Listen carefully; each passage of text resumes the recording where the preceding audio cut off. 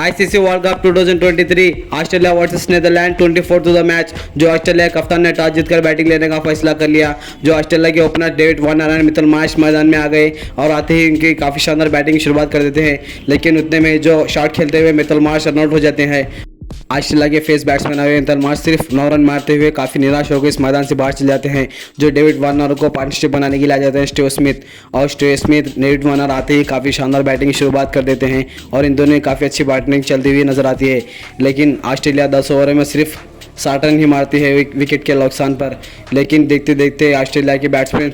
जो David Warner Steve Smith दोनों मिलकर 20 ओवर में 124 रन मार देते हैं और इसी तरह डेविड वार्नर दत्ता की बॉलिंग में लगातार चौकों की बारिश कर देते हैं और इनके काफ़ी छक्के और फोरों के साथ डेविड वार्नर 104 यानी कि सेंचुरी मार देते हैं। जो 93 गेंदों में ही इन्होंने सेंचुरी पूरी कर लेते हैं और उनको स्ट्राइक देते हुए स्टीव स्मिथ भी गलती किए बिना ही नीदरलैंड के सामना करते हुए 71 रन मारते हुए विकेट खो जाती है और इसी तरह के डेविड वार्नर उनको स्ट्राइक लेते हुए काफ़ी रन बना देते हैं और ऑस्ट्रेलिया का रन रेट काफ़ी तेज़ी से आगे जाने लगता है। इतने में डेविड वार्नर हिटिंग करते हुए कैच आउट हो जाते हैं और डेविड वार्नर जो निराश होकर मैदान से जाते हुए देखकर जो मैक्सवेल आ जाते हैं और मैक्सवेल काफ़ी स्ट्राइक लेते हुए मार्क्यूस लप्सन जो 50 रन पूरे बना लेते हैं, लेकिन इतने में ही मार्क्यूस जो हिटिंग करते हुए समय कैच आउट हो जाते हैं और मार्क्यूस 62 रन मारते हुए इस मैदान से निराश होकर जाते हैं और उनको स्ट्राइक देते हुए उनके ऑलराउंडर पैट कमिंस हो जाते हैं और इसी तरह जो काफ़ी शानदार बैटिंग करते हुए मैक्सवेल भी 54 रन पूरे मार लेते हैं। डेविड वार्नर स्ट्राइक लेते हुए 44 गेंदों में ही सेंचुरी मार देते हैं और ऑस्ट्रेलिया को काफ़ी तेज़ी से रन लेके आने वाले मैक्सवेल